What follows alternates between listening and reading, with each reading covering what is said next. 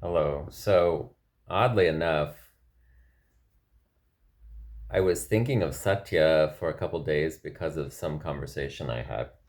And when I started, when I decided to start talking about the yamas and the niyamas, I started with Satya, and it's not the first one. Ahimsa is the first one. So I have to go kind of backtrack a little bit, and I'm gonna try and do some of these because in 3 days I'm leaving to fly back to India. So I'll have a few days where I won't make anything.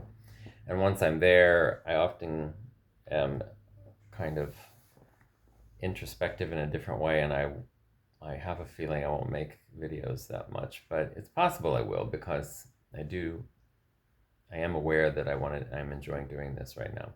Anyway, so the first of the yamas is not satya, it is ahimsa. They all feed together, and I watched something the other day, and the guy was saying how the limbs of a tree don't happen one at a time. They kind of start to grow all at the same time, as long as it's getting enough nutrients from the soil and enough water and enough sunlight. All of the things go at the same time. So it's not like we're trying to develop, I have to do ahimsa before I can do satya. That's just not true. They can go in any direction and any order that you want them to be in. But there are a lot of people who do believe that Patanjali, when he compiled the sutras, the Yoga Sutras, put them in a certain order to have an effect on you and to make you think of them in that order. So I'll try to honor that to the most of my ability. Although I've already screwed it up from the very first video, and that's okay because the videos are going to be there, one on each subject. So it's not like you can't watch any video first and then come back to a different one. So ahimsa is harming is one of the most simple ways to translate the word. So when you put a in front of it, it means non-harming. So ahimsa is non-harming. Many people, especially vegetarians and vegans, like to use it as a proof that you have to not eat meat. My Guruji and many tantric people eat meat. He doesn't eat meat anymore, but they are okay with eating of meat. The idea is that all of these things, all of these ideas, all of these yamas, these niyamas, these any tenet that is in the tantras, which there's a lot more than this, um, has to happen inside yourself first. So ahimsa, when it's applied within one's own mind, heart, body, within one's own system, what does that mean to you? Non-harming of myself. Non-harming, people will say, well, I don't cut myself. I don't do this to myself. Okay, you're thinking only of the physical plane of existence. How many people do you know talk shit to themselves all the time? They're saying such horrible things. I'm doing this and I'm not good enough at it and blah blah blah blah blah. That's harming. I am eating this brownie and I shouldn't be eating this brownie. I'm terrible. I know I'm not supposed to have all of this sugar and blah blah blah. That's harming. If you've decided, using the brownie as the example, if you've decided that you want that fucking brownie and you're going to eat it, whether or not you should isn't the point. Making peace with it internally with your mind and your heart is the point. So if you are talking bad to yourself and telling yourself how bad you are for doing something, no matter what it is, not just eating a brownie, while you're in the midst of doing the very thing that you are talking to yourself, you're creating a dichotomy inside yourself and you're divorcing yourself from yourself. You're creating separation between your spirit and this physical existence. And there is no separation. Spirit fills this body, and energy is spirit. And filling the body, it is giving advice to the body at all times, so you can feel it in your gut when it's the right thing to do.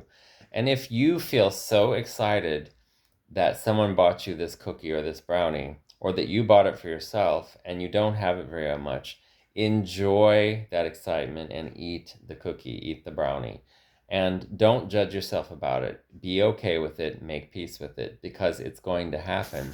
And you're going to do much less damage to yourself if you make peace with it and are okay inside yourself having done it. If I know I shouldn't be doing that thing and I go and do that thing and then tell myself what a piece of shit I am because I did that thing, number one, you've done more damage than anyone else in your day. This happens a lot with parents to children because you see a similar pattern within, like I know some people who I've taught and their parents had the same pattern and they taught them to be the same way. That is a good reason to have it, but it's not a good reason to keep having it. Once you have the realization inside yourself that this is a pattern that you were brought up in, that had nothing to do with you, and yet that feeling was created inside yourself by this other person, well, at a certain point, you're the one who keeps perpetuating the feeling. Once they've trained you to feel that way, they leave you to your own devices because they know you're going to do your own damaging internal mental work. So your job is, once you have talked to a therapist or talked to someone who has noticed this pattern in you and has given you advice about how to rid yourself of it or move past it or embrace it and move through it, your job is to do that. And if you don't, then having that pattern is not their fault anymore, it's yours. It was their fault for putting it there, but blaming them is harming. Blaming yourself is harming. Notice the pattern, find it, and immediately begin trying to figure out how to move past it, to move through it, to embrace that part of yourself, love that part of yourself, and keep going on to the next thing. It is more damaging to keep a pattern going on until it becomes a samskara. A samskara is a repeated pattern that is reformed in each lifetime that we live. Whether that lifetime be, a new part of your life, in this body, or in another one, doesn't matter. It matters that you are the one who is making the choices for this body. If you're an adult and you've been trained all your life to live under the thumb of a person and you're still living with that person under their thumb, that's okay. But once you realize you don't want that, you don't begin to make steps toward moving away from that situation, then it's your problem and you have to deal with that. Doesn't make it easier. Actually makes it a little harder. And then you want to do more self-judgment, which is more self-damage, more damage inside the mind, inside the heart. Harming yourself first is usually the pattern. And then from that, we have vitriolic speech that hurts other people. Bad thoughts toward other people also, because you have the bad thoughts toward yourself. When you have the bad thoughts toward yourself, it's super easy and a little bit easier to have bad thoughts toward other people. So you have no problem doing it. Why? Why do you want to do that? Uh, it's a learned behavior from the people who raised you, maybe from people you went to school with, from teachers, from any person that you looked up to that had this pattern in their life. But once you realize you have it, it's your job to remove it.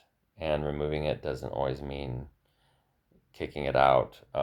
Everyone has different ways of doing it. This isn't a psychology video. This is about acknowledging that you are doing this to yourself and therefore doing it to other people, and then learning how to figure out how to take care of that. And all of these yamas, niyamas, are all things that we have to work on ourselves. If you are being harming to yourself and you've never taken the time to notice it enough to begin shifting patterns into a new way of handling it. Why? Why is that? Are you okay doing this with yourself? Usually you're not. So you have to figure out how to get out of it, right? It's not anyone else's job. It's all an inside job. Okay? Talk to you later. Bye.